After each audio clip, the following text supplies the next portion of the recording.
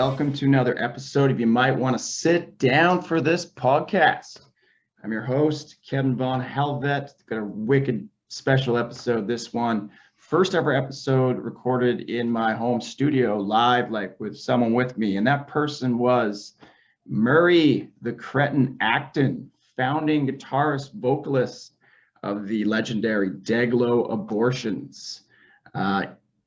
Victoria, British Columbia's most infamous punk rock band, or maybe they're a metal band. They're a little bit of both. We had a good time hanging out. Murray came over. I picked him up from the ferry. There's like a ferry boat that comes over because Vancouver Island, for anyone who's not familiar, kind of crazy, was pulling in to like pick him up, and just 5,000 songs on random, and like Dayglo comes on just as I'm pulling in. Like, what are the odds? A meant to be kind of thing, but funny because at the same time, this thing has been cursed in many ways. We were trying to record this for months and just couldn't get our schedules to connect. We finally met up on Vancouver Island at like a party that was sort of sold. What I was told, it was at a witch's house, a satanic petting farm. Turned to be my friend Victoria, who's a sweetheart. But yeah, it was a big house party, and Dayglo played back the night before Halloween. So that was fun. And then Murray was there. We tried to record upstairs during like this crazy party that didn't work. Like, there's bands playing downstairs. We were mushed between like the living room, and there was like people there. And then there was a bedroom people were doing nefarious things in. There was a bathroom on the other side of us. There was people crawling over us. It was a complete shit show. He was on quite a few psychedelics, wasn't really holding the mic to his mouth. I wasn't doing much better myself. So first one did not work. And then, I picked him up, came over, and we recorded another one, probably like an hour and a half, just blah, blah, blah, blah, and realized we hadn't recorded the sound. So ordered some pizza. We had a little bit of whatevs, and then we recorded this one, and I'm really happy with it. You know, 3 tries is a charm.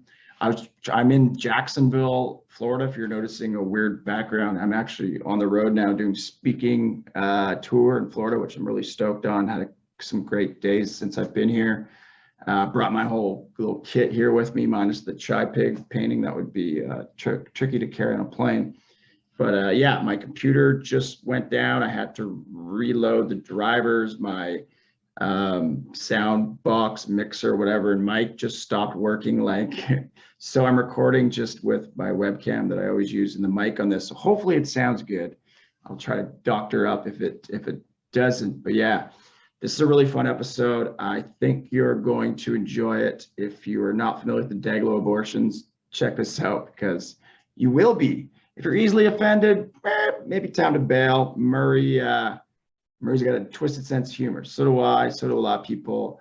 But what I learned mostly through this interview with him is just the dude, he's very well read. He's a very intelligent man who loves rock and roll, and just loves, like, he's a real, like he loves people. Like, he's just got a lot of love in his heart, and just a good dude. And I'm really stoked we got to hang out and do this, because consider him a friend now, and I'm really stoked on that. So yeah, as always, you know, please like, share, follow.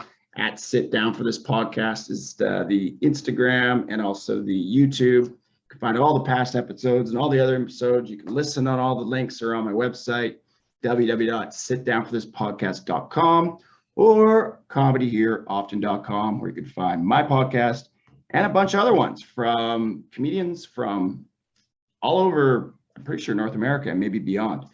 Whole crew of us on there now. So we're playing some music. Murray's got a new album coming out. Him, Matt, and Blark got a new album coming out called Hate Speech. That's actually available. You can find it if you go to, I think it's Murray the Cretin Acton, or just search Dayglo Abortions or Murray Cretin, or / Bandcamp. You can find all their music pretty much. I think everything's on there. A very deep back catalog, because this man started recording music back in like probably the late 70s, but there's stuff that dates back to the early 80s on there. And what a fucking journey. Yeah, I stole my first Dayglo Abortions cassette tape, and I don't think there's any other way. So, but don't steal the music now, because Murray needs your support. And purchase their albums, purchase songs, purchase whatever you like, purchase merch, go to the shows, support fucking punk rock music made by good people. We talk a bit about the record industry in this and just how they really just they take artists to the cleaners. So support music, and please support this podcast. Again, like, share, follow. Enjoy this one with Murray the Cretin. Acton.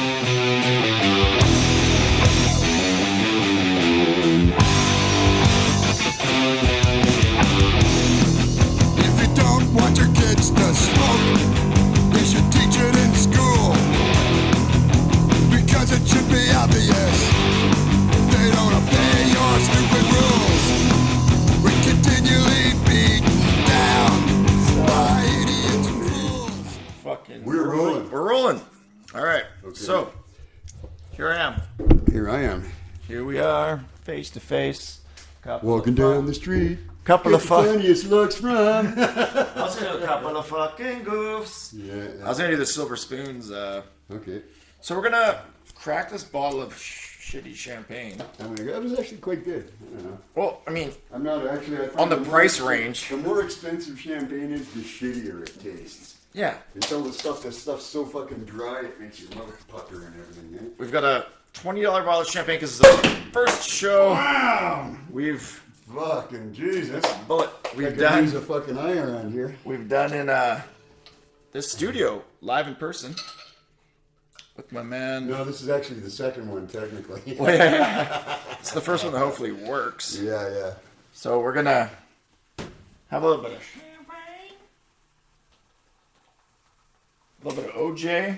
I generally only drink this out of the nape of a young woman's back, but I think I can handle this. Yeah, well, there's no young women here. Yeah, it's My all right. nape is All fucked. right, it's just not the kind of thing a sensible guy would do these days anyway. I stick to snorting hard drugs off of the You're not sensible.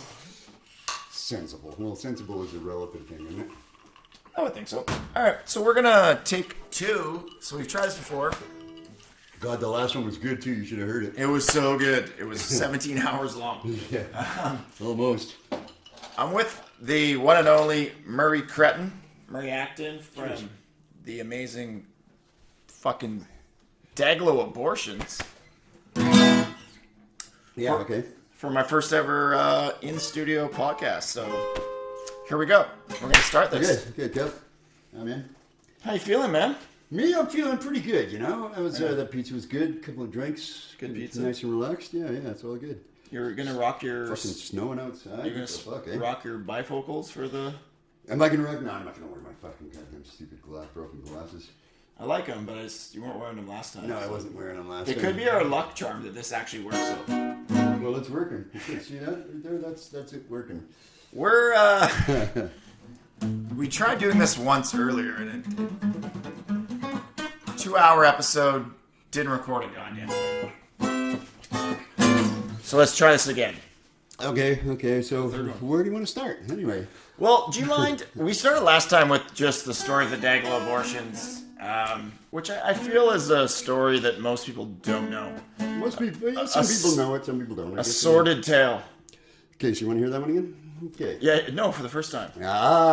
Okay. So I'll tell it like it's fresh, like I've never told this one before. 2 'Cause hours I mean, it started as a kid. I mean, we go right to the beginning when I got into music. Want to do it like that? Because when I was a kid, I wanted to be a musician for my whole life and stuff like that. And it seems so contrived to in the second one, doesn't it? But just fucking tell it different then. Okay, well, I mean, Piece of shit. Okay, when I was a kid, I really didn't like music. I was really into sports and stuff. You seem like a jock. Totally was a jock. Yeah, I wanted to be a professional hockey player. You look more like a curler to me.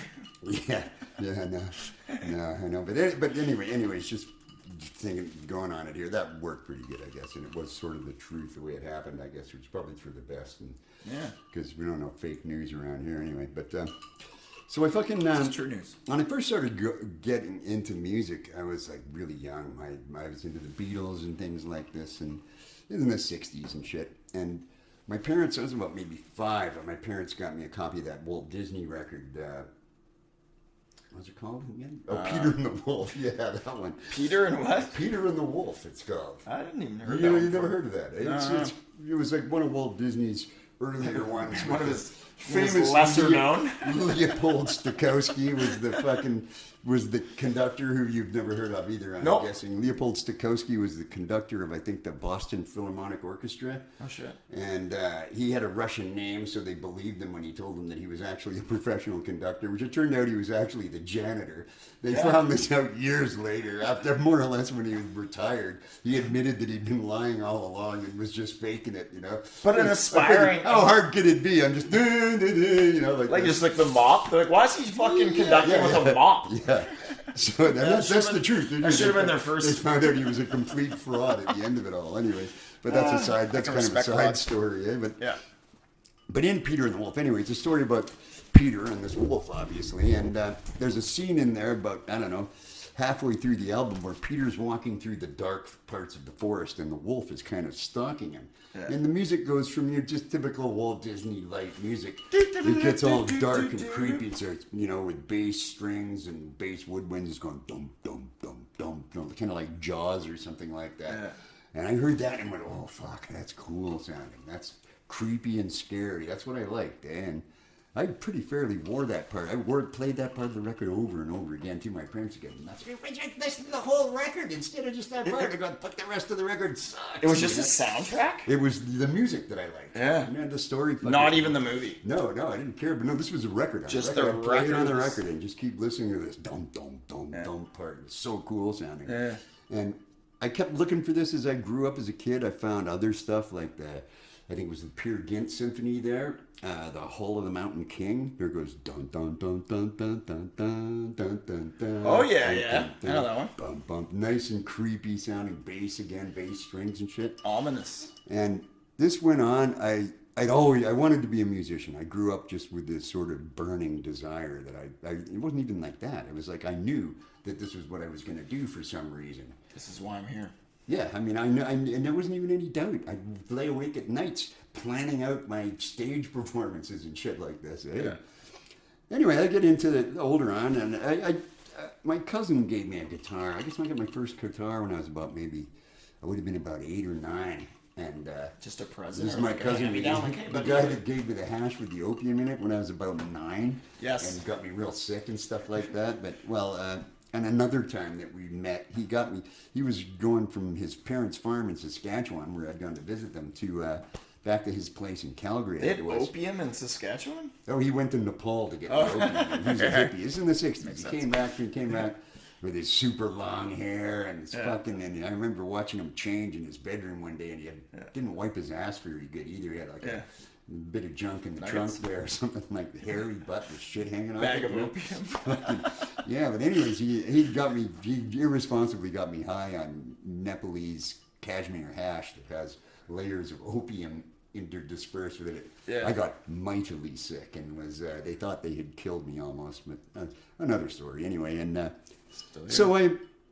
first guitar, he gave me this 6-string guitar, and that was my second guitar when I think about it, because my first guitar, my parents got it for me for Christmas before I moved to Victoria. We were in Nova Scotia. I was like 7 maybe. Well, so you're from 7 or 8. I was born in East Coast, Winnipeg. originally? I was born in Winnipeg.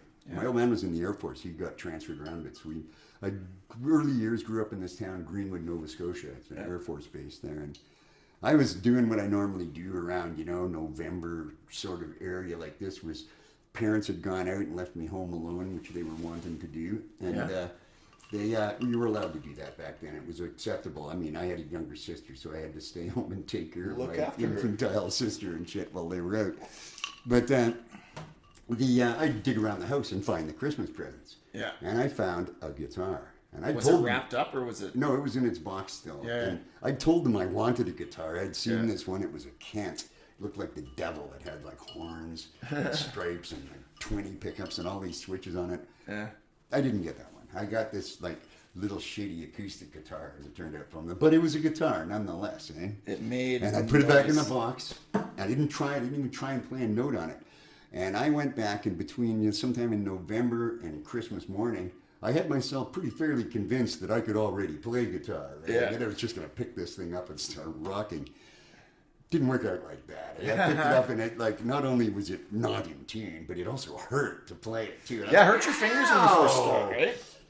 Yeah, I didn't really get a note out of that guitar until maybe the summertime that year. I brought it out in the summer. Didn't know how to tune it, of course. Yeah. But I could only really play anything on one string. And one of the first albums I'd heard that I liked was Willie and the Poor Boys by Creedence Clearwater Revival. Down on the corner. Got it. That's the out first in thing. the I streets. figured out how to play the intro, just the dun dun dun dun dun dun dun dun dun dun. That was as far as I got. But I had that part down on one string. Yeah. And me and my friend made some drums out of like a couple of paint cans and a garbage can and shit, and we set up in the garage, and we fucking played the intro to Down on the Corner all fucking summer long, eh? And we had it down. We had like that fucking first 15 seconds of that song so dialed. Did you get another string or just still one string? It had other strings on it, but they didn't sound good when you played the other ones. So I just stuck to that first string. Eh? And I remember we eventually called all of our parents around and said we were going to perform our first concert there. Yeah, they watched for a second and they sort of laughed and smiled and walked away, and we didn't even finish playing yet. We still had another 10 or 15 minutes of our intro to Down on the Corner to go. The encore. Yeah. Down on the Corner. Yeah, for an encore, we'd like to continue on to this. So, you know, I was a little discouraged. Yeah. We put a lot of work into that. But anyways, you know, I got another guitar a couple of years later that I never did learn how to play that first one that I had. In fact, I think we just chucked it in the garbage or something when we moved. But my cousin gave me a guitar. It was actually a 12-string Yamaki, and I couldn't deal with all 12 strings, so I took half of them off. Unfortunately, I took the right half of them off. So I had a 6-string guitar out of it, and I started learning a little bit to play on that. I got some lessons, and I started learning a bit more and shit. And then I guess it would have been 1971, I think it was, or 72. I was 12 years old, let's say it was 72. Yeah. And I'd heard Black Sabbath, his first album, by this point. And I had we had some Beatles, and I had the Down on the Corner. I kind of like that. They actually screaming a bit there in that album. And same as, like, we had Abbey Road that's got I Want You, She's So Heavy, and Oh Darling, and shit, where they're really they're rocking out there. And I was loving that shit. Eh? Yeah. And then me and my friend are downtown, you know, we're like out downtown shoplifting stuff, eh? It could be typical 12-year-old kids. We go into this record store, and my friend saw the new Alice Cooper Killer had just hit the shelves. Great album. It's just a great album, yeah. And he goes, I want to steal this record, fucking stick this album up the back of my coat here, man. Yeah. So I go, okay, and just as I'm doing it, there's the A's or Alice Cooper's, and right next to it are the B's, and I can see right at the front of the B's is Master Reality. This is a different Black Sabbath album, I'm thinking. They have another one. Yeah. So I just like, I took the Master Reality and I slipped it in beside the Alice Cooper record and slid it up the back of the guy's coat.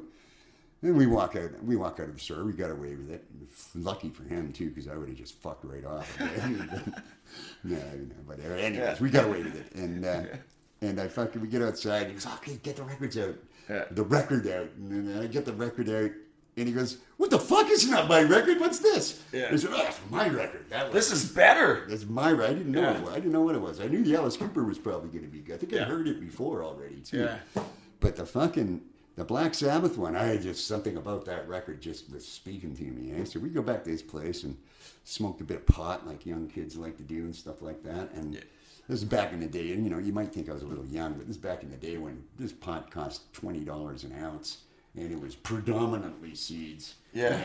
You're not going to hurt yourself on this weed. They're not very good. And before they started, they hadn't discovered how to do sensimilla yet.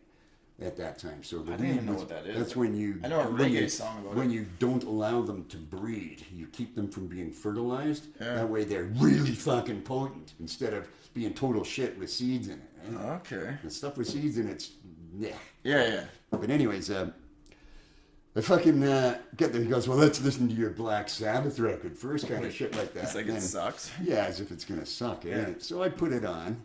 And I put the tone arm down, and I've been searching for my whole life for this you know, the shrine. Yeah. Dum, dum, dum, dum. Kind Your of shit. anthem. Yeah, and I knew something was out there for me. And I put on that record and it goes, and it started to get, I just took the record arm right off right away. And I go, I'm going home. I said, I'm going to go home and listen to this at home. See ya.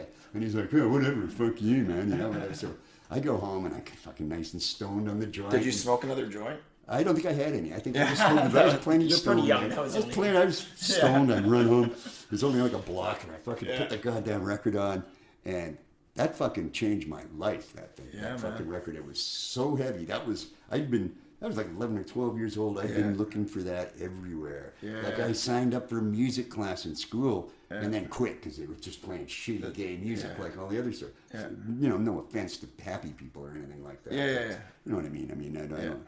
And We'll bleep that out. yeah, and there's going to be some heavy editing going on here, apparently.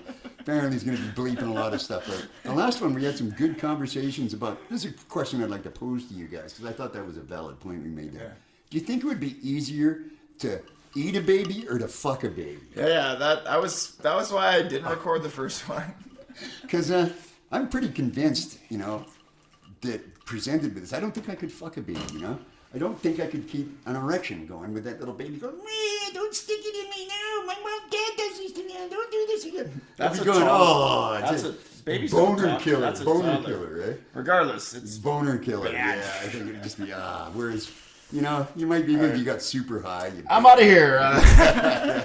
Okay, so anyway, basically, it's easier to eat babies than to fuck them. Yeah. Especially if you cook them right. On that, unless I don't know if chicks. What do you think of chicks? Do you think chicks could fuck a baby? They could get that little thing hard enough to fucking ride on it? Because women can do some horrible things to babies, I tell you.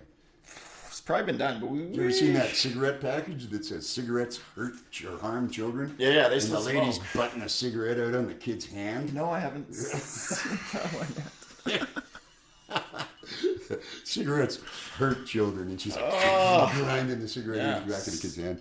That's a warning in that, eh? Cigarettes, keep them away from your kids. Don't smoke if you're pregnant, or put cigarettes out on kids. Anyways, okay, that's enough of the kids here. It's serious. What does that tell you? Okay, so Black Sabbath. Black Sabbath. So you're By gonna the have way, Black Sabbath. I got Sabbath, Bloody Sabbath up on my wall over there. Nice. And I feel like you got death sentence right underneath it there. No, that's Kill 'Em All. Oh, how weird. Yeah. And I feel like you know, they as my daughter pointed out, you know, that thing on Napster was so bad that they retroactively suck. they were looking out for you. No, they weren't. That's personally. No, they were being greedy and selfish is what they were fucking doing. Do you think they kind of took it as like they were I think like they took looking it totally out for the the wrong music way. industry? They might have been looking out for the music, but fuck the music industry. It's a fucking music industry. not the music. They're It's looking got for the- nothing to do with music. No, not the music industry. They're looking out for the artists. I doubt it, because the fucking artists don't get squirt a piss from the music industry. So they get fucked no matter They what. get fucked, yeah. The music industry keeps it all. Why do you think they switched to CDs? Because they only cost like 50 cents to fucking make, and they sell them to you for $20. Do you know what the royalties for your average artist, for the songwriter, is on a fucking album? No. It's like in the pennies. So it's the same as like Spotify kind of. Well, Spotify is even worse. It's pretty bad, right? Yeah, Spotify, you've got to get like a million hits to get $10 out of them. Or Which something is like disgusting. That. Yeah, it is. No, these are industries that are making huge money. They don't give a flying fuck about the artists or anything like that because they don't even give a fuck about the music. That's not what they're into. They're into high risk, high return, short payoff investments, and it's a gamble. It's like gambling for them. Yeah. And it's a big thrill, and when they hit the big one, they make money. Yeah. But they fail a lot too. Eh? So it's got a lot of adrenaline. They didn't make a lot of money off Dayglo. Nobody made it. Well, some people have made some money off the Dayglos. They're just none of the Dayglos are those people. Though. That's the thing.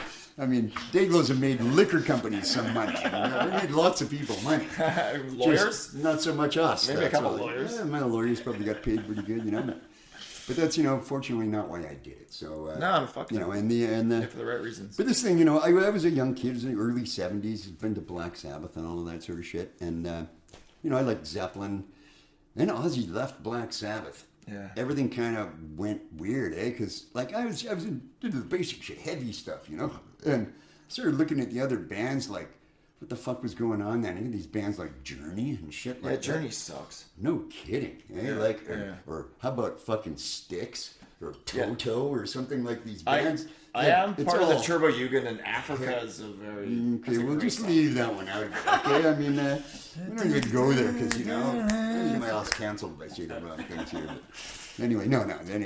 Yeah. Don't get canceled. So what happened? What happened was I looked around at the other bands and I'm thinking, this is like they're all dressing like chicks and they got hairspray. And it's all about the way they look and they sound just fucking preposterous. I So thought, not a Motley there's no Crue? heavy here. Never liked any of that shit, you know?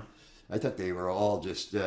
I could use words to describe it, but you know, they're not the type of words you're supposed to use in public anymore. Yes. And shit, I didn't like it. It was shit, you know, and it You had didn't like no balls. What about Too Fast for Love? Huh? Who the fuck's that? That's like Motley Crue's first Fuck album. Motley Crue. Ugh. That guy's a fucking. Oh my god. The only cool thing that ever happened to Motley Crue was the fucking guy getting busted for heroin. At least he, like, he's that Mick Mars or whatever. At least he had a drug problem. Mick Mars just had a degenerative condition, I think. Yeah, he did. Yeah. Oh, well. He still does. Yeah, but Right. I mean, fucking, and look at the way they treat each other. He gets busted with what, a half a pint of heroin, and he goes to jail for a year. Yeah. And fucking, what's his name, dipshit singer there, fucking kills someone in a fucking impaired driving accident, and gets what, serves a couple of days on weekends in the Hollywood fucking thing, and they're giving him hookers and pizza all the time. Did you like Hanoi Rocks though? No. No.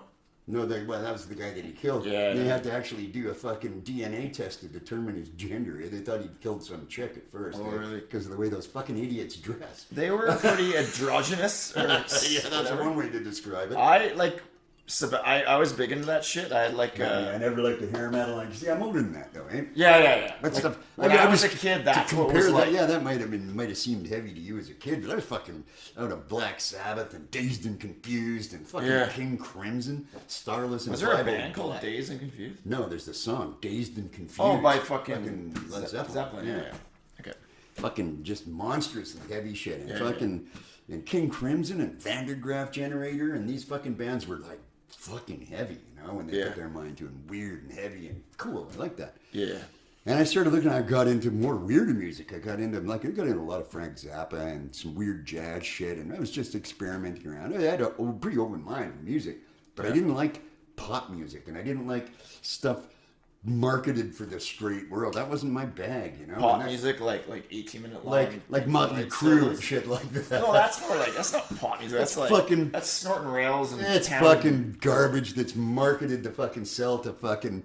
It's fluffy. Yeah, it's just garbage, you know. Yeah. And fucking. My they first did- concert was What's Poison. their fucking claim to fame? They wrecked a bunch of hotel rooms. Yeah. Fucking wow! Like we need more of that, eh? Yeah. You know, that's why I had a hard time getting a hotel room when I was getting going because of those fucking assholes. You never eh? wrecked a hotel room? Maybe one or two, possibly. Eh? Accidentally. There's other circumstances. Involved. I mean, that's you know. Anyways, Yeah. so I looked around and I started hearing about this fucking punk rock thing started happening just from the CBC, eh? And they're talking about these guys, the Sex Pistols, and about how they're like spitting on old ladies and fucking just doing all of them, saying a lot of funny shit. Because you got to realize it. At the time, I was what you might be called a juvenile delinquent. Eh? Me and my friends, mostly a bunch of native kids that were my friends. I lived right next to a reserve there and stuff, and me and my friends had fucking. We steal cars and we break into drugstores and steal drugs, and we were doing some pretty bad stuff for the most part. You lived on the wrong side of the tracks. I lived on the other side of the tracks. Or the other side of the It's hard to tracks. say which is the wrong and the right side, but I was on the other Well, side. according to the pussies. Yeah, I was on the other side of the Yeah, tracks. other anyway, side, and, yeah. Fair enough. And I started hearing about this punk rock stuff, and they were doing some that. They sounded like a fucking bunch of delinquents to me. They sounded like my friends. These guys look some of my friends, and I'm laughing. I'm thinking, hearing this shit, spitting on old ladies. That's fucking a riot's of fun, eh? Yeah. So I fucking. I still do that. Yeah, I know. Whenever I can, that's for sure. But I wish there were some old ladies around right now at I 12:30. pretend it's the person sitting next to me usually. Like, whoa, dude, from the wheelchair, nice shot, eh? Like, There's a sneeze. It's got COVID. yeah. Sorry, man. So I fucking, I'm just on this, but they wouldn't play the music, eh? Because they're just all they get to the music, they go, well, we're not going to play this stuff because it's so shitty. These guys can't play their instruments. It's just horrible noise. Eh? None of them even know how to play, is what they'd say. Yeah. So I started getting these thoughts in my head about what I thought punk rock was going to be all about.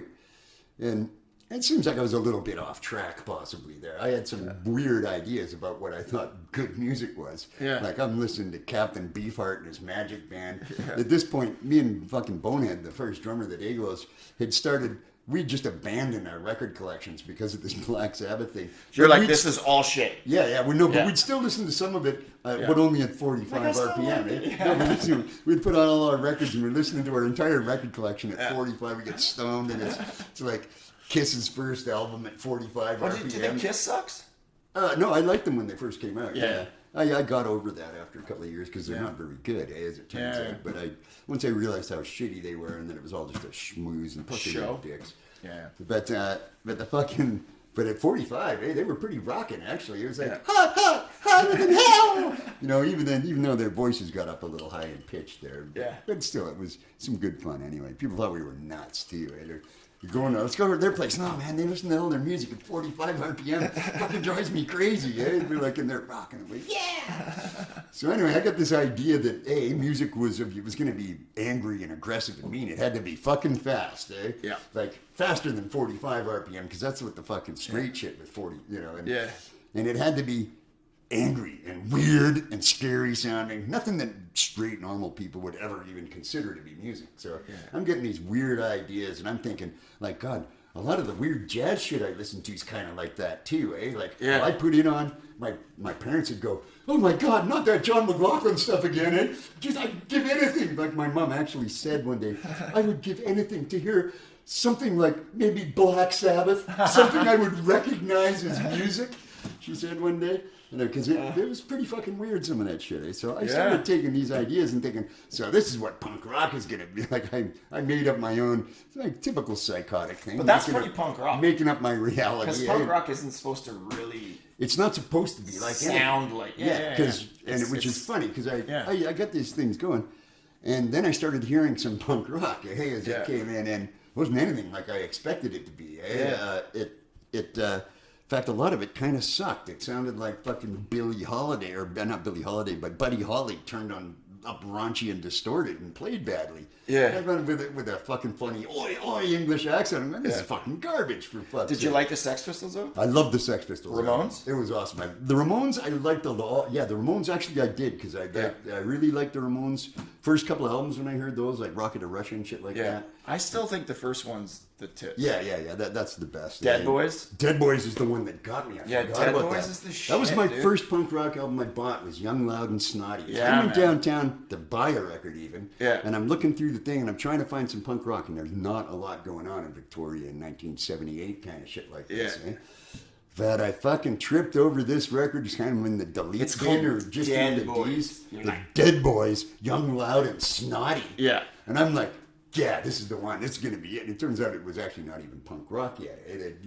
They called it scum rock, I think. Really? Or something like that. Yeah, they didn't know how to genreify that one at all. It's kind of funny. It's like 76 or whatever, 77. They just didn't know what it was. And fucking, that's, what's his name that recorded? What's that guy's name that produced all those albums? He did the Ramones and that. He did Slayer. He did Public Enemy. That fucking guy, nutty producer there. Phil Spector. Okay, fuck yeah. Fucking guy. He made a lot of those bands by the sound. Like that fucking Dead Boys album, and I put it on. It still sounds Sonic Reducer. Oh, yeah. It's going, and I took it home, put it on. My mom's in the fucking kitchen, and it's going, dun, dun, dun, dun, dun, dun, dun, dun, dun, dun. And then the drums come in all distorted. It's like, it sounds so good. I don't need anyone. And I'm like, don't need no mom and dad. And my mom goes, hey, Mary, I cooked you a sandwich for lunch. And I'll make my own fucking fuck sandwich. You. She goes, okay, well, your sandwich is on the table. I starve. Fuck you. And I just blew my mind. And there's that song, Ain't Nothing to Do on it. I just, fuck, it was my anthem forever. And I dig that shit. That was it. I was sold. So, and their stuff, it was kind of like I'd heard Iggy Pop and I'd heard the fucking Stooges. I'd heard the Stooges, but I heard MC5. And I never really dug MC5. Not as much, but I could see where they were going. Very grudgy, kind of a little rough in the edges. A lot of noodling. Things that I liked. Things I liked about it. That I need. Like Iggy Pop. There was a couple of Iggy Pop songs that are really cool. Like Search and Destroy. I feel like it's like No Fun. That song. Fun Time. It's got boy, oh boy, it's fun time. Because you see, I was into Captain Beefheart and shit like this. That's pretty fucked up and weird. Yeah. And that was kind of this. That's pretty fucked up and weird. That tune is like, it's all over the place, eh? So, and then this punk rock shit I'm hearing it. It's going. This is just 50s rock and roll again, for fuck's sake. Which it kind of is. Sort of is, Yeah. because these people had limited abilities too. Yeah. They weren't playing a lot. They But probably would have called that shit punk rock if they. yeah, and then fucking if it wasn't for what's his name there. Back but, then, though, but back in the 50s. but then the fucking I think it was an American that came up with the term of punk rock. It was like the guy. It was it Holmstrom or it was those guys who did Punk magazine. Yeah, that's right. Yeah. Anyway. Anyways, I fucking I digress. I got a punk band going pretty well the next morning, kind of thing. This is my second band. I'd had another band. It was a prog rock band, kind of weird before the punk rock shit. And we were not received that well, to say the least. Yeah. Anyway, but it was good. It was good. I mean, I played in public for the first time in that other band, but. And the Sick We Fucks. started the fucking Sick Fucks. Yeah. Sick Fucks. Yeah. And In what year? It would have been 79, I guess. That seems like a. No, it might have been 78, I think. Could have been 78, because we were around for about a year and change, and then... Was there many bands in the 70s with fuck in their name? I No, feel like there wasn't. There No, wasn't. It was pretty unique, actually. Yeah. There were some pretty gnarly bands around now. Like, Yeah. we played in the Smiling Buddha. We fucking backed up this fucking... Oh, We did this. I've got to remember their name. Smiling Buddha the is Smiling Vancouver. Buddha fucking bar. Hendrix. Yeah, Jimi Hendrix played. Look it there up. as a Fuck kid. off. We already Fucking talked it's about the it. core. That's where Vancouver's punk scene started. Anyway. Yeah. We fucking blacked up the Bludgeon Pigs in there, for fuck's sake. Bludgeon The Pigs? Bludgeon Pigs, a Vancouver fucking band. That's a crazy name. Oh, they made the other punk bands just sound like girl guides. It sounded a bit like the Sex Pistols, kind of, but their singer Al Bludgeon was just. This guy was out of this fucking world. I mean, he was. They had to go find him. They couldn't find him. He was like, he's a young guy our age and everything like this. Yeah. But he was just seemed to be wasted on something. He was fucked up and he's really bratty. He's lipping everybody off and shit like this. Just super They found him. He was in a dumpster in the alley behind the Smiling Buddha. They had to go fish him out of the dumpster to get him to play. He busted one of the mics right away. Fucking smashed the mic. And he's going, this song's about a bunch of fucking idiots like you. I don't know the fucking words. And he did all this shit. And they rocked. I was like, fucking, they were so good. I actually have a recording of them playing that night that I posted on my YouTube channel. There's 2 or 3 songs we managed to dig out of that recording of the Bludgeon Pigs playing that are so good. This is early Vancouver. This is fucking, punk rock. Like early late 80s. Late 70s. Late 70s? Yep. And...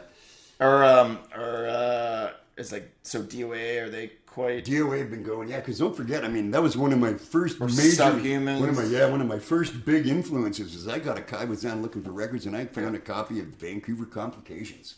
The first Vancouver Complications, which is a comp that came out, recorded in 77 in Vancouver. That's so cool, man. And it's got Fuck You by DOA on it. It's got Death to the Fucking Sickoids, which is still to this day, I think, one of the best punk rock songs ever written. By who? By the Subhumans. Subhumans? Yeah. That's the way I wanted punk rock to be. Yeah.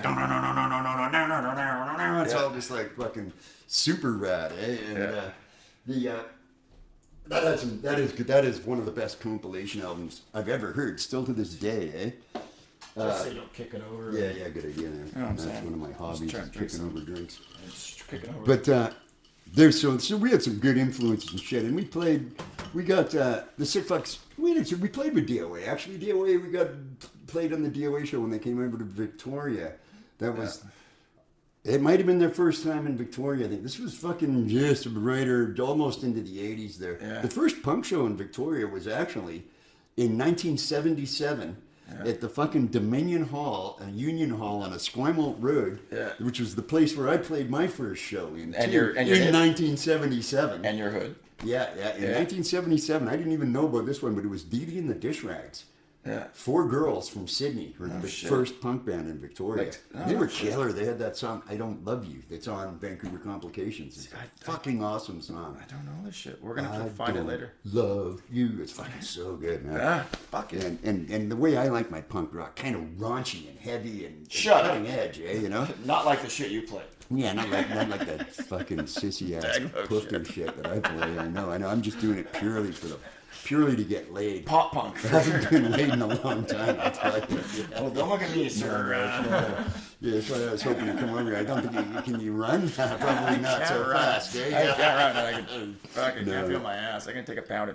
Okay, let's get back on track. Yeah. Okay. It's enough about your numb ass anyway. Yeah, but anyways, yeah. So ass and your dumb ass. That's we're Beavis and Butthead. So anyway, okay. So where am I? Oh yeah, the Sick Fucks are playing, and we played. I got a really weird sense of humor. I like essentially the Sick Fucks. I was just trying to see how much gross shit I could get our chick singer Leslie to fucking sing. Hey, you're fucking and she was not liking it. She's complained about pretty well every song. And Dayglo's actually do a cover of one of the Sick Fuck songs. My Mother Was a Man. It was a Sick Fuck song. Yeah. And it was so funny with her singing it. Yeah. I thought it was just, and it's did that got some good lines in it too. Yeah. Like the best one was my mother was a man when I was bad. She threatened to take me outside and shoot me with the Jews. Whoa, lump. It was like, you can't fucking sing about shit like that anymore. It seems, eh? But I don't think Bieber has any lyrics like that. yeah. Yeah, but anyways, so eventually she wasn't down. The band fell apart. Yeah. Our last gig was at the Smiling Buddha in Vancouver. Yeah. And the payment for that show was apparently going to be free publicity for a year, they said. Eh? So at the end of the night, the guy that would come to meet, this guy was, I'm pretty sure it was Tony Baloney anyway. He had a few Vancouver punk bands and shit. But he comes up and he goes, okay, kid, he goes, here's your free publicity for a year. And he hands me a case of fucking Dayglo brand fluorescent orange spray paint. And he goes, here, knock yourself out, he says. And hands it to me. Genius. And I was like, all right, well, once I swim back home to Vancouver Island with this, because I haven't got any money to get home, I'm going to do some good graffiti. I painted a lot of shit with that. But we had this band, and I'd written some songs that were sort of like, taking this how gross as shit can you get the chick singer to sing stuff to the next level. Did well out of her league, some of these songs that I've written. And they're getting a little risky too, because I was getting into some bizarre social commentary. And my sense of humor, I was becoming sort of less a delinquent and more incensed about the cruelties and the injustice in the world and stuff like that. Because, since I was a kid, I'm actually, I joke a lot about all kinds of shit. And I'll say lots of gross, dirty things. But really, when it gets down to it, I've got respect for all people for the most part, even people that are wrong. I understand that people are a product of their environment. It's like you can, for instance, all the hate that's going on these days in the world, as I was saying earlier there, you can't make the hate go away by hating it harder than it's hating you. Hate just breeds more hate.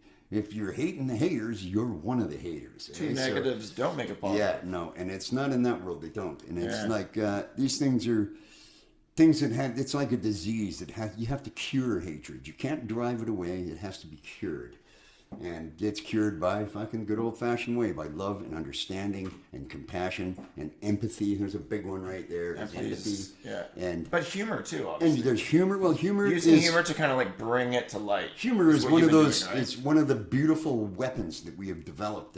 For some reason or another, we've developed this. It's like your last line of defense. If everything gets really fucking lousy in your world, all you got left is your humor, and when you like fuck how many up, people have had like a gun to their head and about to die and then just laughed. Yeah. Well, probably not a lot, eh? Some do out of nervousness. Yeah. Others just make a sound that sounds like laughter as they die. So I was wrong on that one. But there's no one who can fucking tell us. Yeah, the psychology of fucking. Of the human, it's to see how we've evolved as this social being, and we've got all of these incredible skills that make us very powerful and very dangerous as well too. There's the ability to do things in groups, to organize in groups, And, you know, we bind together into groups and then we reject everybody that's not in our group. There's bad sides of this too. And racism and things are natural byproducts of the things that make us as powerful as we are. It's anti-bully day. We live in a bully society. Well, yeah, we've developed one, haven't we, really? Right. Well, I think it's because we're rewarding the wrong things in people, eh? Yeah. We rate ourselves by how much material gain we've made. Yeah. That's how we set our social status, which is not a good thing. And it's got to the point where because of our monetary system and the way our finances work, we run in a system based on scarcity. Yeah. And because the harder it is to get something, the more you can charge for it. And we're trying to make, everything's all about this maximizing profit. Yeah. So we believe that there's obviously not enough to go around because they're charging so much to get it. So the only way to get more of what I want is to take it from somebody else by force. Yeah. And, you know, and that's become the way of it. It's all about domination and taking and very self-absorbed. And I don't know if this evolved naturally or whatever, but selfish. It's selfish, self-serving, self-serving, and totally misguided. I think I think if you were possibly your social status was gauged by your contribution to the world, and so you were not shunned from having money and being financially successful and comfortable. But if you hoarded it and had too much of it, obviously that would lower your social status because you're a cunt. You're being greedy and you're being a cunt, and it's not productive to the world. But it's rewarded now. But it's rewarded now. Yeah. In fact, you're given the keys to the city. In fact, eventually, if you can own everything, you're God. Sort of shit. Like, even God was fucking like that. Yeah. Like the God that they put the angry Jew God there. Yeah. He was fucking. No. Jesus' dad, the angry Jew God. Who's angry Jew God? Angry Jew God. What was his name? Is Yahweh, I believe, something like that. Oh. The God of the Israelites and the God, our God. Jesus is his son, the Savior. Oh, you don't know God about Christianity? Yeah, God's name was Yahweh. Peed on a Bible once. Yeah, I didn't learn much. I couldn't read the words. Stuck together. Anyways, God more or less, and when he got Abraham and the Jews, or had Moses leading them, I guess, when they fled from Egypt, God tells him, he goes, okay, so we're going to go into this new country here, and it's called Canaanite, I guess, something which is what now is Lebanon. Yeah. It was Lebanon, but anyway, Palestine, Lebanon, like that sort of area. And he goes, we're going to go in there, and he's going, you're going to fucking take these cocksuckers out fucking hard, eh? And God had a potty mouth. God had a potty mouth, no kidding. God fucking tells me, he goes, look, you guys. He called everyone cocksuckers. He goes, basically, it's like this, eh? This is verbatim. This is the way it's written in the Bible. There's a lot of stuff that errs in the King James translation. This is the way he said it to me. He goes, look, you fucking guys. He tells him, he goes, I'm fucking tired of you sacrificing your children to the other fucking Elohim, he says. Not to the false gods. Lindsay Lohan. He said to the other Elohim.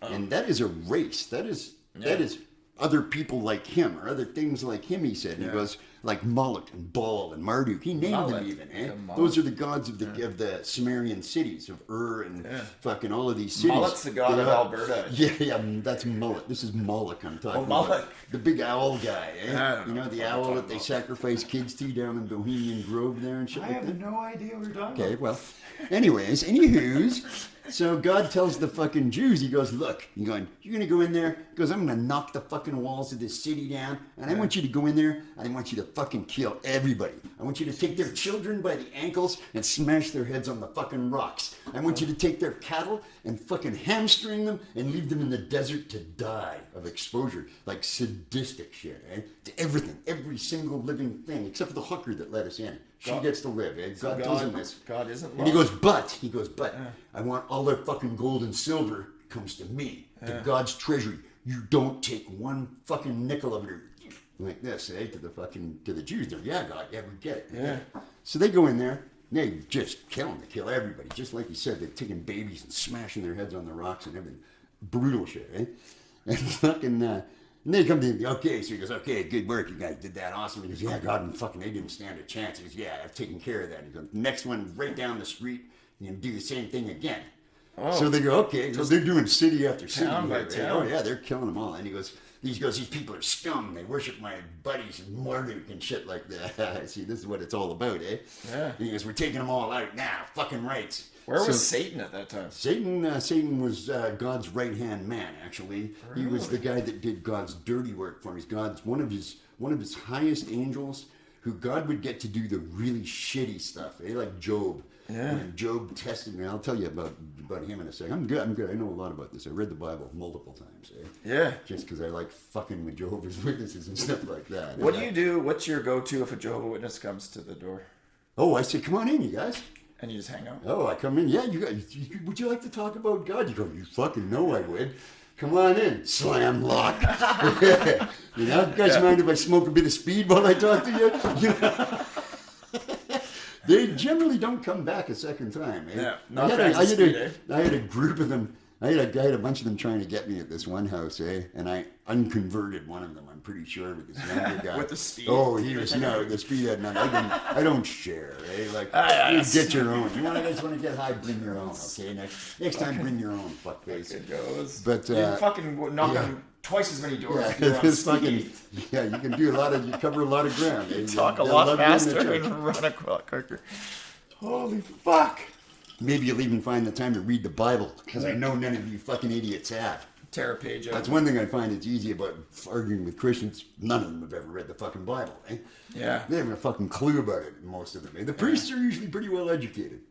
They can give you a run for it. Well, it depends what church. I mean, I've ran into a few priests that I actually really quite liked. Eh? They were like street guys that were helping the street kids out and shit. They were really decent fucking people. They're not corrupted. They're not. They're doing the best they can for the world. Help and shit people like that. And I kind of feel like I don't like religion, but I'm like, if somebody's in a religion. place, don't get me wrong. I don't like religion. I'm not saying you do. I know. But all of people's faith, though, is a thing I'm kind of amazed by. Not having any myself, I find it's like, whoa. I think, but do you think like I if don't think somebody's they're right. I think they're misguided. In but if you're in a horrible place and like the only thing that pulls you out of it is that more power to you. Whatever, you got to do that. You know what I mean? And I understand how these things come about. And I think that lots of I've thought about it a lot. Believe me. But I can fucking. Anyways, I've read not just the Bible. I've read a lot of the Buddhist stuff. I've Hustler. read a lot of the Indian. There's not a lot of reading to do in those ones, I mean, the letters are interesting sometimes, but for the most part, the pages are all stuck just together. The cover and the back. The rest of it, you're like, looks like this one's worn out. I know. It's the joy of being a teenage boy. When I was a teenager, Bonehead, getting in a group home there, because we were kids getting in trouble and shit. Yeah. And Bonehead's the original drummer of the Dayglo. Bonehead ends up in this group home. We were in grade 10 in high school, I guess. Grade 9 maybe. Did he go to the same school as you? I met him in school. I got thrown out of the Victoria school system, and I met him in a private school, in a British-style rugby boys' school, which I had been sent for punishment. Yeah, because I remember reading that you... That's where we met, Because I speak in schools, and St. Michael's. Yeah, St. Michael's. Which is like a pretty fucking... hoity-toity. It is, private school. Before, when it was a boys' school, you see, the thing about it is like there's kids. There's a lot of picture of you on the wall. No, there's no. No, I was thrown out of there for drugs. I was kicked out of the school for drugs. So but you're like I have sports records in the school. I had the fucking BC record for pole vaulting, actually. Some shit like that. I did some good stuff, and I'm known. The kids at the school know that I went there. Fuck yeah. But nobody, they won't speak my name. I think they probably deleted me out of the yearbooks and everything like that. I'm not trying to diss you, but even you're you've went on to have this awesome fucking music career. No, they're not celebrating that at all. Not sure why though. But, the music program. That place was fucking weird. It's not called the music program. You see, the thing about that school is that there was a. Oh, I could tell you stories about the music there too, man. Some unreal things happened at that school because you see, your population is basically there's about 50% rich Asians that sent their kids there to get ESL training and all of this, and they were planning on immigrating, mostly wealthy like Chinese. The parents aren't here or whatever. Yeah, they're just boarders. A lot of kids lived. Most of the kids lived at the school. And then there was some local rich kids that went to the school, and they had their academic rating they were international baccalaureate, so they were essentially 2 grades higher than the public school system was everywhere else. They were really high academic, but they had tiered classes in the 9-1s, 9-2s, and 9-3s. Bonehead was in the 3 class. In fact, the reason I met him was because he was doing so poorly in the 3 class that they moved him into the 1 class, I was in the 1 class, And So like one's the best. one's full of dorks. Yeah, and shit like this. I'm not liking them much. I stole cars for fun and shit like this. And so anyway, Their cars. Yeah, their cars, and did not return them in good shape either. And we used to like to smash the cars up and then put them back in their parking spot. That'll show 'em. Shit like that. And What happened anyways, last night? we fucking they moved Bonehead into my class, and I sort of ended up hanging with him there because the rest of the kids were fucking dorks, and Bonehead obviously was on drugs. So I was like, okay, looks like he's high. I wonder if he's got any on him. You know? And so we became friends anyway. And anyways, I fucking what was I talking about? Is in St. Michael's there. We went Jeez, all over we the went goddamn all over place. the place because St. Michael's a funny. Like I was. Our music class in St. Michael's. you're talking about the music. This fucking we had this like flamboyantly gay music instructor. Yeah. And which I got no problem with that at all. It's not, it's not my business or anything. People are what they are and stuff like that. And that is not my business what a person's sexual preferences are or their orientation or anything. I think everybody's entitled to their choices in that area. Fuck whatever you want. Just don't keep it amongst consenting adults and try not to squirt too much of it all over me. And that's all I really ask. That's not too much to ask. And the rest of it, keep in the privacy of your bedroom, whatever, and fucking go for it. Go whatever fucking floats your boat, But hell yeah. they fucking, there's a lot of, and people are different, a lot of different people and shit like that. And this is before the Dayglo, so I had no experience with gay people at all until the Dayglos got started. And I gotta think like probably this is early 80s. No. We're talking mid 70s right now. So what's kind of the take on gay at that point? Is it gay? Well, Is it's it not kinda... accepted by most people, but it never really bothered me that much. You didn't give a fuck. You see, it wasn't my business as far as I was concerned. And my parents, I was raised by really honest, non-judgmental people that stuck to like Martin Luther King's philosophy of do not judge a person by their clothes, by the way they look, or by anything but their actions. Yeah. Which I think is and good don't be judging people on sight. Yeah. Well, those were sort of core beliefs of my family there, and they've always like when we moved to Victoria, and like I said, my friends were mostly natives because I lived next to the reserve. Well, the white kids and came in halfway through the year when we moved here, so I didn't have any friends in the school, and the white kids were fucking stuck-up jerks. They were just kind of blowing me off, and hey, the new kid, But the native kids were kind of more chill. Yeah. And so I ended up making friends with this guy, Mike, became my friend, and then I was friends with all his friends, and then these guys started fucking bugging me because now you're hanging out with natives. Yeah. And they started calling me names because I was hanging out with natives, and I had to actually get my dad to explain what was going on. Because I didn't understand like racism. I didn't know what racism the fuck was. Yeah. Because, ironically enough, the reason of that was because I came from a town that was all white people. Yeah. For starters, I mean, mostly white people. There was an Arab kid in my class who was my friend. There, Jamil. I think Jamil Tobias, his name was. And then there was a couple. There's an Asian family that cliche Asian family ran a store, but they were cool. But it was obviously your parents weren't. They weren't saying, "Oh, look at another show with a fucking bunch of whatevers on it." And shit. Like, no, I never got that. Nobody ever said that. Yeah. And I noticed when we were in Saskatchewan, there was racism. I had seen just the ugly beginning of weird people talking weird about the natives there. Yeah. Small towns in Saskatchewan, real racial issues between the natives and the people there, and it did rub me right away, it's like rubbed me the wrong way. Why would you just be saying that about all of the people? That's not to generalize people like that's ridiculous. But my parents, I never saw that from them. So my old man and obviously not, but that's I think where it comes from. Yeah, and my dad actually said, he goes, "Oh well, this is like maybe the parents. So this is racism, and he said, and he goes, and if he goes, basically, really, he goes, if these white kids are calling you names and they're shit like this, you don't want to be their friends anyway." Yeah, he said, he's going, your friends seem to be cool. Yeah, there are some of them are on your hockey team and shit like that. So he goes, I think you're probably making the right choice. And your friends are probably tougher than those other kids anyway, by the sounds of it. So tell them to go fuck themselves, kind of thing. Yeah, I think I remember you telling me a little earlier. You played hockey with the I played hockey with the natives. And beat the fuck out of everyone. Well, we beat the fuck out of everybody we could. We weren't the greatest hockey team in the world, but you were like Slapshot. We had our way in a few. We had a way a few times there. There's some highlights of that. Fuck yeah, man. It's funny shit, dude. Yeah, me and Bronehead both got kicked out of Seabrantons for the same thing. He got kicked out on the same day as I did. It's a pretty fancy school. Like, I've been there. It had some moments. It's no longer a boys' school Yeah. because, and like I tell you, you want to talk about racism. Yeah. Like this school, everybody that taught in that school was an ex-professional rugby player from England, eh? Yeah. And I mean, these guys were fucking goons, eh? Yeah. And they're walking around, you know, like scarred faces and shit like this, and like it's some fucking mean-ass motherfuckers. Yeah. They fucking like Bonehead used to get it bad because he was really bad at academics and really bad at sports. So he had nothing. Bonehead had nothing going on. Yeah. I never paid attention to anything, but I always got good marks. I was fucking good at academics, and I was pretty good at some sports. And you're good at sports. Yeah. I did a lot of shit, so they kind of liked me. Eh? And Yeah. this is the difference between the way we were treated. Bonehead had a cricket bat broken across his back. He was beaten so hard by just one of the teachers for something really pretty minor that he did. That's Oh, good. yeah, that's That's cool. not easy. Yeah, no, to it's not. break. It's like a baseball bat. Yeah. Yeah. Baseball bat with a bit of Like a flex paddle. in it, It's got and a one paddle, side's isn't it? flat. Oh, it's a vicious thing. Eh? That's a paddle. They used to be your parents had to sign a waiver that we use corporal punishment in this school. We will beat your kid with a strap, with a cane, which was a bamboo cane with a section of it made out of a rose bush that had like spines on it, thorns. They'd beat you bleeding till you were bleeding. Eh? Is it a religious school?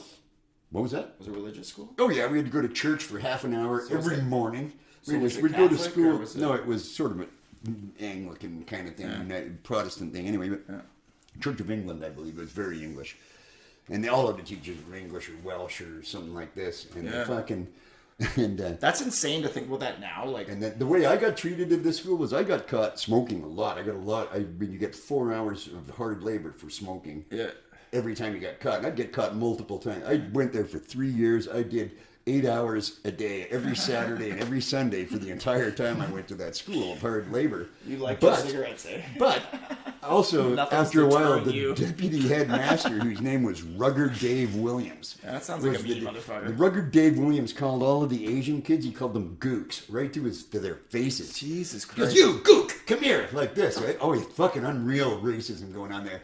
I'm walking across the quad with this guy one time. He's an old English guy, ex-rugby player and everything. He's going to goes that Asian dorms. He goes, it's a fucking, what goes on in there when the sun goes down, I tell you. He goes, I won't stick my head in that place. Just like rabbits jumping from hole to hole. He's going on, just fucking the shit out of each other. That's all they do in there. And like, it's just like, ew. You're like, I'm going over there. I'm just going, I'm so getting glad laid I've got a class off next. Yeah, no. Sounds fun. I'm so glad I get to go home every getting day. laid. Like, I get to go home. Like, fucking, I don't have to stay with it. Horrifying, eh? But Jesus, anyways, it was fucked up there. Eh? And, but I got to, after my last year there, fucking Williams goes, look, I like you. He wanted me to be the head prefect because I was good at sports. I was good at academics. prefect? Prefect is, you see, that's the way they operate is you got the teachers, but the teachers don't want to be laying out all the discipline and keeping everybody in line. have a peer. So they take essentially the first 15 rugby team,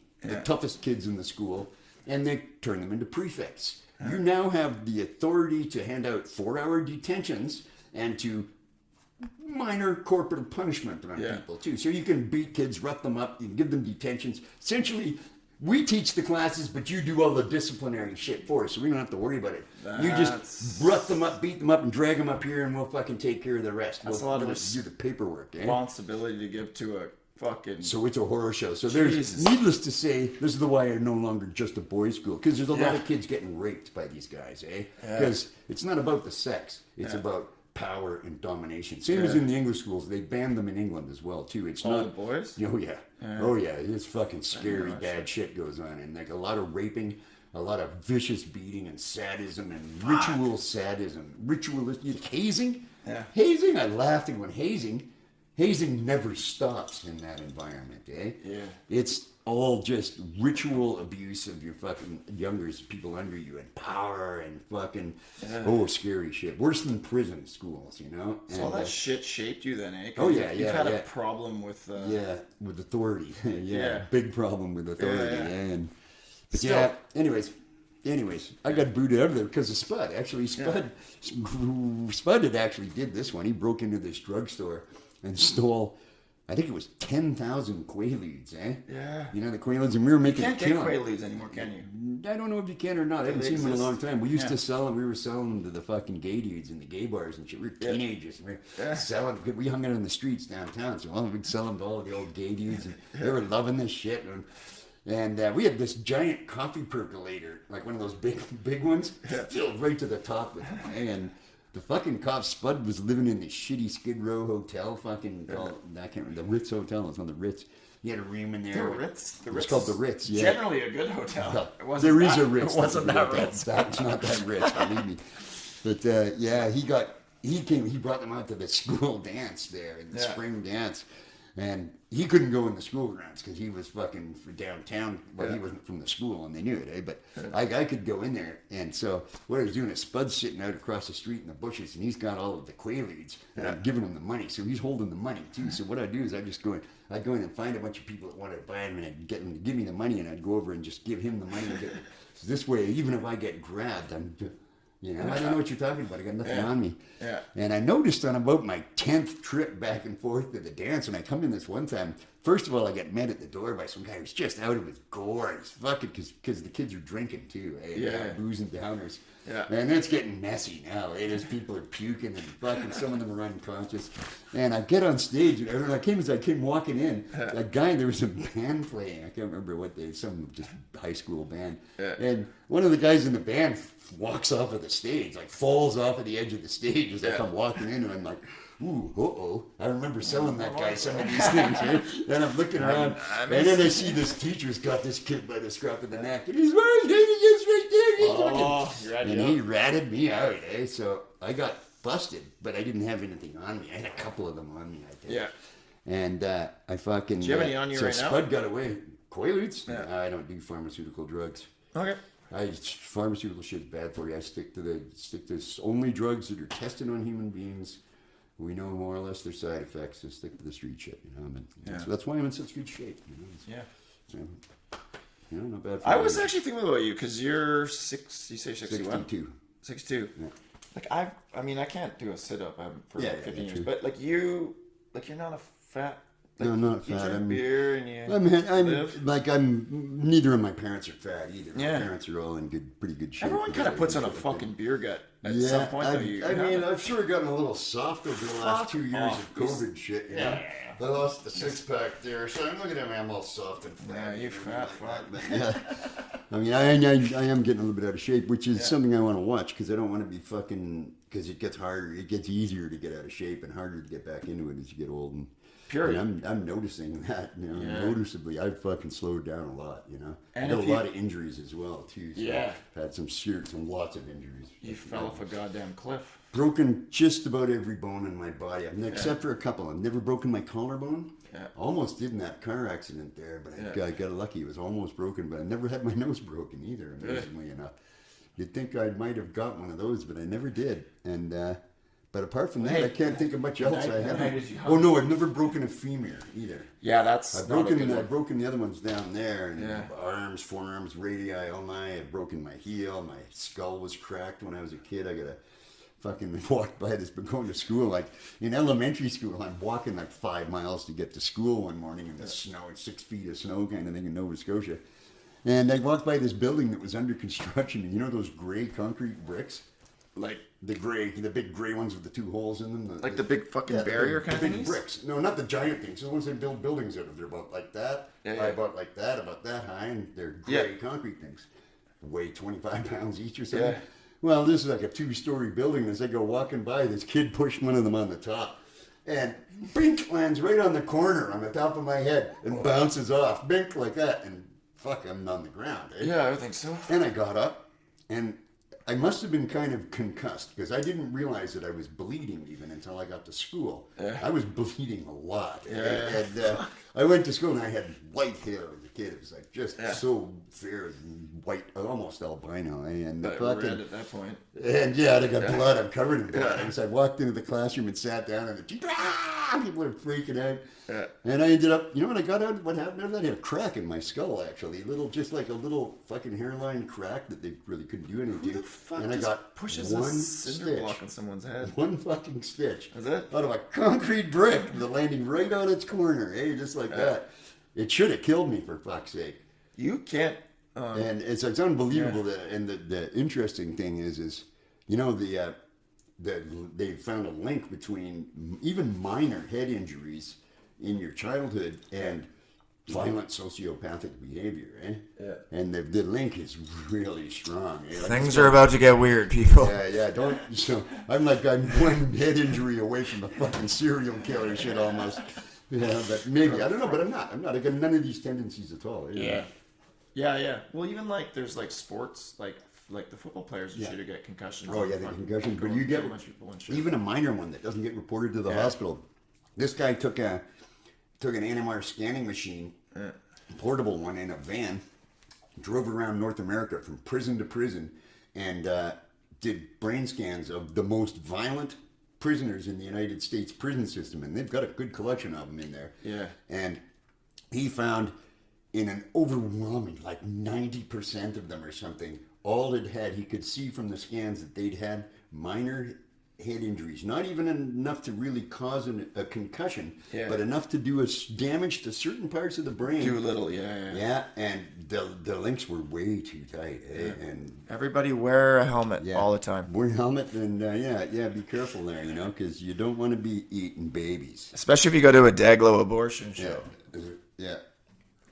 But I feel like this too, if we're talking about being in shape, when you fucking play music, you got. Oh, it's good exercise, believe me. But you probably got to be in shape to do it. You have to be in good shape. Well, not everybody is. I mean, I see some pretty fucking lard-ass people up there doing it, but it's a lot of work. Yeah. I mean, fuck, I weighed myself at a gig one time. There was it was a union hall, and they had a set of doctor scales right in the backstage area. Did you before and So after? I walked onto before I went on stage, I put my guitar down, I stood on the scales, weighed myself, went on stage, played for approximately 60 minutes, and then walked back out and weighed myself again. I lost fucking 5 pounds or 6 pounds. Dude, I've seen like that. so many Dayglo shows you're shirtless and you are just pouring it. Pouring 6 fucking pounds sweat. of liquid out of me. That's a fucking, that's what is it? It's a kilogram a liter. So I have just lost essentially 3 liters of fucking sweat. Yeah, which is a lot of fucking sweat, eh? Yeah, that's a lot of sweat. And 2.2 pounds in the kilogram. Well, probably a few of those were beers. Well, yeah, it's from it's just water out of your body, yeah.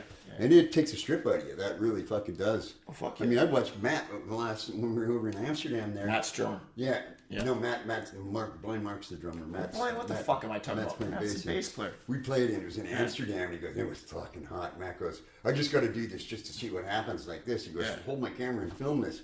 I go, okay, so he takes a pint beer glass, and he took his shirt off, and he rang it into the glass until it was full. He filled a pint glass just out of the t-shirt. That's insane. Yeah. And then he was immediately soaking again. And you going, see, that right there. That'll dehydrate the fuck out of you too. Oh, fucking right it does. It does, Yeah. That's why, I guess over the years, it's one of the reasons why I've cut back on drinking a lot, I think. Because it dehydrates you more. Yeah, and I can have a beer or two before I play, but boy, by the end of the night, I couldn't put a beer to my lips after we play. It's water. I just got to drink, and then I just dying for water, They're fucking delicious, Damn, are those after you play? Yeah, I can do stuff with fruit juice in it, a little bit of alcohol, but it's the beer or anything like that is not thirst quenching, and my body won't let it go in there, eh? I am drinking a beer right now, but I feel the same way. You can't really smash them back like you used to. Yeah, I mean, sometimes they just go down they're so good, but who's so you got a new album coming out? Yeah, Hate Speech. Who's playing on the album? Okay, well, it's essentially the Dayglos these days are me and Blark and Matt. Blark is Blind Mark. Blind Mark. Let's just pretend like people don't know. Don't know who everybody is. Okay, this is pretty cool. Mark is fucking blind. Yeah, Mark is blind. That's why we call him Blark. Some people think that we're making fun of him for that, but that's Mark gave that name to himself. Yeah. And if you were, he wouldn't be in the fucking band. If you assholes. No. And Mark's the least handicapped guy in the band. I'll tell you that doesn't right really fucking surprise now. me. Eh? Yeah. Or anybody watching this right now. Yeah, probably doesn't. No. Mark's got his shit together. He's a fucking. But that's amazing. One of the like, most I just can't amazingly imagine. beautiful, honest people I've ever met in my Play life. drums Too. with Mark no- really is a sweetheart. Eh? And, Yeah. and I'm super lucky now because the band hasn't always been that harmonious. You've mixed. Yeah, well, People that's some. up quite a bit, There's right? been some times when nobody was getting along with anybody in the Yeah. fucking band, and it's no fun at all. And it was Yeah. complaining and whining all the time and fucking shit. The three of us, we get along so good together out on the road. There's like a fucking holiday going out. Yeah, you're just Nothing hanging with your can bring bros. us down. Yeah, we're Yeah. just traveling around, visiting friends, entertaining friends, and fucking hanging out, doing what we want to do, you know. And it's awesome. And Matt fucking Sketchy's one of the core of the Vancouver scene there, you know. He's a good dude. He's a good dude. He was a dude I asked. He's a complicated guy, you know. You gotta know him. You can, if you get on his wrong side, you'll find out about it immediately. I fortunately haven't. Which I like about Matt, you know, because He I doesn't pissed him fuck off around. a few times.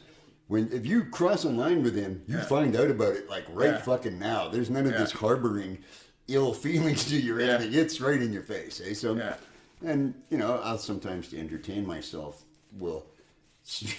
We'll see how far that You goes. fuck with people? Shut up. Not in a friendly way, let's say anyway. But Well, he was the guy that I came up to when he was at 340, and I was like, "Hey, man, you wanna play my birthday?" And he was, I think I had his number, and you guys played my 40th birthday. yeah. My grandma. Yeah, he was with. He I was was with fucking me. around. I do have to say Those this. guys were a little concerned there because I'd been high on acid for like about 24 hours before I showed up there. I have to tell this right now. So Matt shows up first, Yeah. and there's like, I don't know how many people coming, 40, 50, who knows, we got a hall rented out. He shows up, and he's like, "You got a drum set?" And I'm like, "No, don't you?" And he's like, "No." I'm like, "Were you just on tour?" He's like, "Yeah, I was using other people's drums." Like, I don't. I'm like, so I'm trying to fucking. So we tracked down a drum set, and then he's like, "Whatever you do, don't give Murray acid before he plays." And I'm like, "Okay." And then you come in like a fucking bobblehead, and you're like, "Hey man, I'm so high, I'm fucking acid right now." And I'm like, But it's wearing off. I think it I'm was. like, Yeah. I'm like, well, I didn't give it to him, but you But your guys buddy rock. had some, Oh yeah, that's Kevin. and he upped it right away. Cum show. Yeah. He upped it right away. That was cool. He goes, "You want this after or Yeah. before?" I'm like, "Fucking like right now, man." And you played great. It was so rad, man. It was so cool. Like my whole family and friends and everyone. It was so fun. Yeah, it was one of those nights. Like acid's one of those funny ones, eh? Yeah. Sometimes you could do anything on the shit. Yeah. Other times you can't do anything. Yeah. Sometimes you can do anything. Sometimes you can't do anything. It works with you or against you. Yeah, that was one of the times when I could. And it does not make the choice. Yeah, you, no, no, you you don't don't make get the to choice. choose, yeah. It makes the choice. I don't recommend it to any young musicians trying things. You know, you're trying a drug that can perform. Don't do acid your first concert. Or Yeah, show. yeah, don't do it. Not lots of it anyway. Yeah. If you microdosing, yeah, go for microdose. Yeah. Microdosing really does can really enhance your coordination and your recognition of timing and patterns and everything can just get so precise. Like you just kind of get in the flow. Yeah, you just. Yeah. But if it gets you a little too much, it can throw you off. And I would think it would and maybe taking it fuck with your this attention one span, time maybe. we did a lot. Me and Mike did a bunch really strong acid. And I Yeah. was trying to play. And I was looking at my hands, but my knuckles were bending the wrong way. And there's like, oh, and I was like, oh, I can't look at it. I was like, oh, this is fucked up. Yeah. That was awful. I'd look at my hands and they're all like mutant and just gibbling out. I'm like, oh, they can't play anything like that. And if you're fucked, like Yeah, the yeah. show's done because you're the singer and the guitarist. guitarist. Yeah. That happened once or twice. Yeah, maybe once or twice. Once or twice. Right. It was LSD that really 40 fucked me years, over. once or twice. That's Once I could not even get my guitar to hang over my shoulder. I was so high. And I was looking at it, and it's all weird. And and there was this guy. It was at this friend of ours' wedding. He asked us to play at his wedding. Who the fuck gets Dayglo to play their wedding? Well, this friend of mine. No, I love that. And fucking, it But was like, funny. It was well, I real guess- rich. It was really I guess, rich people's wedding. But too, like so- people dance at weddings. Yeah, half of this guy's. Half of this. You don't have a ballad. We're not a danceable band, eh? but there was other acts that were, eh? Because like the guys that were right before us, like half of the family were LA studio types and fucking Hollywood actors and things. So they, Some people were stoked. For oh sure. yeah. Well, no, they weren't particularly stoked. Okay. But the act that was before us was this black dude and his kids. Yeah. And they had that little family act figured out, and they were like, Yeah. the black dad was singing, and they were dancing, and they had all these moves, and they were pretty good. They were quite talented, especially for their age. They were really talented.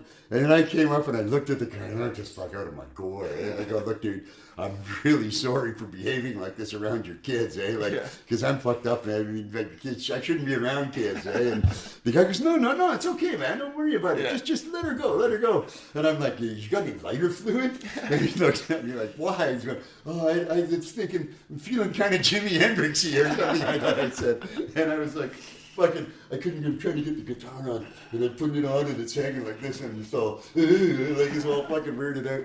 And Bonehead's just fucking horrified. Bonehead goes, well, he goes, I want to do some coke. You got any fucking coke, Willie? And Willie goes, yeah, I got a half a gram flat here. And he hands it to Bonehead, and Bonehead takes the thing, and he pours it all out onto this fucking floor tom skin, I think.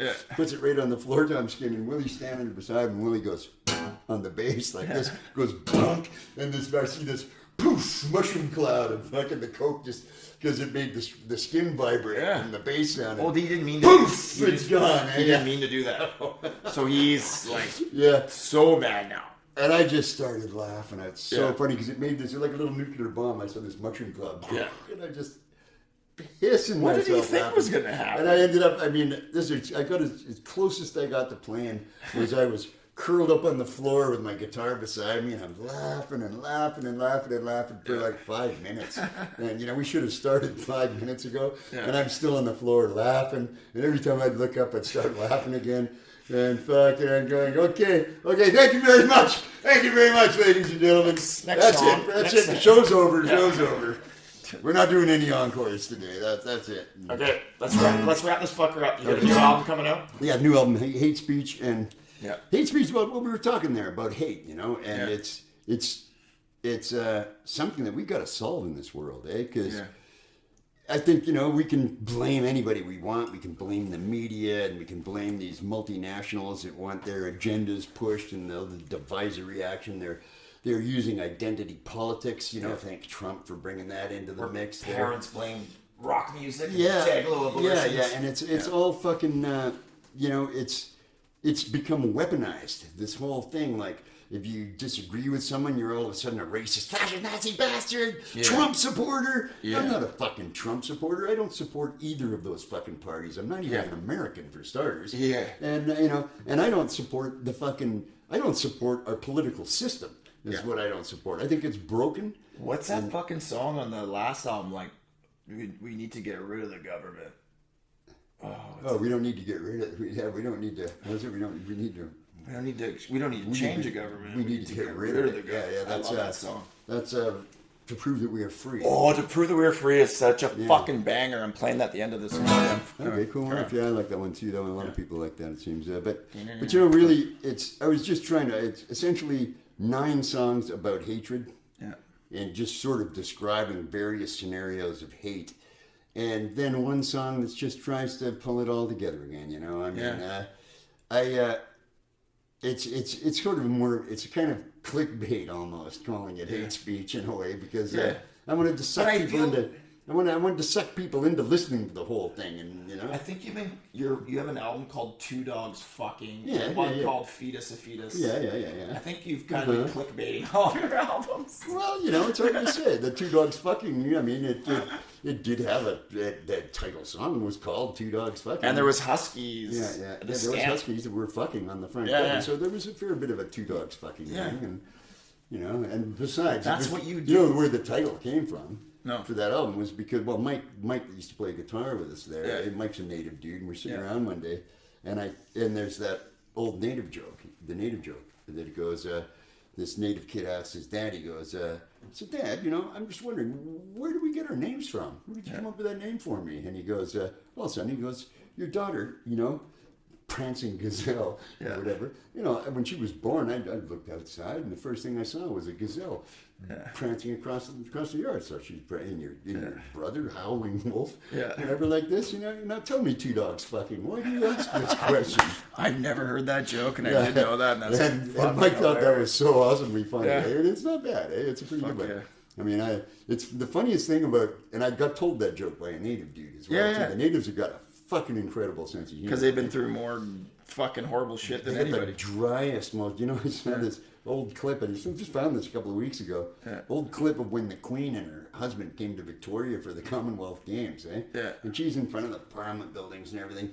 And it's just this little scene. This old native guy comes up, and he's got like this thing in his arm, says gift for her. He walks up to the Queen, and he goes, "For all that you've done for us over the years, I present you with this blanket." Yeah. And I'm just like, oh my God, you're fucking kidding me, eh? That is the most, and I can see the guy's like, Yeah. it's like classic native, does it all straight faced. And and that's a big thing. That's a classic native joke. Yeah. There, the dryness and Yeah. the humor, and then you don't even know it's a joke until a day later when you figure it out. Yeah. The Queen though, she's fucking smart as fuck, eh? Yeah, she even if will. she does eat kids, she's fucking smart, eh? She loves eating kids. And she old fucking bitch. I like her a lot actually. I think even if she does eat babies, you know, but Yeah. there's something about Queen Elizabeth has done some pretty rad shit in her life, eh? Are you for real? I am for real. No, she's for starters, they wanted to send her to a finishing school. So you're Queen, you're going to be the Queen. You don't go to a university or anything like this. Yeah. No, she goes, no. That's your, and she, on her own time, took mechanical engineering or something like this, and went and volunteered on herself to go in the war. She was in the war as a fucking airplane mechanic for people in the war. I know now. And she went into Africa against the will of both the Americans and the European leaders. She went to Africa and smoothed some shit out with one of the really rowdy, fucking weird African guys there, and went by herself in there and to left the other people out of it because she knew they'd fuck the whole deal up. Yeah. But she figured she could do this. Just a little while ago, she's in her fucking 90s now. Yeah. Just a little while ago, the fucking head of the Saudi Arabian royal family went to England to check out his bank accounts in the fucking World Bank there. And those guys are some of the worst cocksuckers on this planet. They are responsible for a lot of horrible shit. You know, talking about racism and vicious beating of women and all kinds of shit, and gay people and everything. Right? Yeah. And do you know what she did when he came there? She went to the Did she give him a airport blanket? herself. No. But the look on her face when that guy gave her the blanket, she knew exactly what it meant. Yeah. But she couldn't say anything about it because he had her. He up, had her keep cold. up. Yeah. So she just saw just a little, and she took the blanket. got me. And she put it down like that, and she just like, she swallowed that one, but I could see that she fucking did not miss that for a second. And I was like, yeah, she's smart. That She fucking woman. knows. But what you do these? Then the guy from Saudi Arabia, she went to the airport herself. She's got this little like fucking SUV thing that she drives around. She fucking drives. Women aren't allowed to drive in Saudi Arabia. Women can't do fuck all except for keep out of the fucking way there. Yeah. And no, she drove there and she drove them everywhere. And she, and just without saying anything, you know, you expected to be picked up by whatever the security attachment or whatever. She drove them. That's pretty fucking cool. She's got some attitude, and she's got, and if you listen to the speech that she gives every Christmas Day, she gives a speech to the people of the Commonwealth. Yeah. What she says in those things is the best fucking advice you could get from anybody for the next year. She tells you what to watch out for and the things that you need to be hanging on to. And more or less, like lately, the last couple of them, it's all been about you need to solidify your family ties. We need stronger families. The families are falling apart. They're being destroyed, intentionally being destroyed by the corporations and shit. Yeah. She is telling everybody these fucking things. Maybe she's just an alien, shape-shifting, whatever. I have my doubts, you know. But Her family's not doing too well. her family's not doing too bad, actually. Well, some of her family members. But did she put up with that shit? No. He's fucking. He's done. Yeah. He's been stripped of all of his titles. As he should be. Yeah, as he should be. Yeah, you know, he's been stripped of everything, and she won't. She won't even look at him. Yeah. He's like, you are fucking dead to me, kind of thing like that. He would rather You're fuck a monster. babies than he... You're a monster. Yeah, and he is. Yeah, you he's know, a piece of shit. And that whole crew, and you see, the thing is that's a complicated scenario. You know that fucking guy, what's his name? The guy that was behind Epstein? it. Epstein there. Yeah. Epstein got his funding from this fashion mogul in Los Angeles who's died in jail of fucking child molestation and child porn and shit. Yeah. But he's a high-end fashion guy. He's a sad operative as well, too, for the Jewish fucking Secret Service, who are very powerful people. And they have a lot of interest in the United States because they're fucking mostly Americans to start with anyway. Eh? Yeah. So what they have done is through that guy, they set up that island with, the Epstein was completely funded by them through this. For the specific reason. Have you ever seen that movie, The Girl with the Dragon Tattoo? Yeah. You know the story in that? Well, have you seen all three of them? Have you seen not the American one, but the real version? No, I didn't see that. Oh, well, it's the real version of that is a mind-fucking horror story. Yeah. Right? It is one of the most fucked up things because what it's all about, it's about power and corruption and using children and baiting politicians, getting them and influential people, getting them into a place and getting them to fuck kids and to do horrifying things and filming it and then owning them. And that's... They've probably got most of the Western leaders. It looks like they've got Trudeau. Apparently, word on the street. Oh yeah, Trudeau's half brother says that. Yeah. Okay, fuck. So the Queen's cool. Fuck kid Trudeau's fucking not. politicians. Queen's cool. Trudeau's a piece of shit. All politicians are owned. They're fucking on the corporate gravy train. Don't be sucked into it. Fuck politicians. New album. Hate Speech. It's called. Hate Speech is coming on out. Unrest. Me and Murray. It's about 1 a.m. We've been at this for a while. Yeah. We're gonna go party, so thank you all. Have a good night. Cheers. Thank you so much. Check out Dayglo Abortions. Yeah, we'll be traveling around soon. We got some shows. We're going back east. We got shows in Alberta and Quebec in April, and then don't tell anybody this, but there is a very reasonable chance that we're doing a coast to coast with DRI this summer. Oh, that'd be big. Fucking, it'd be awesome. Yeah, but I think it's going to work out too. It's looking really good. I'll be there. Fuck yeah. All right. That's it.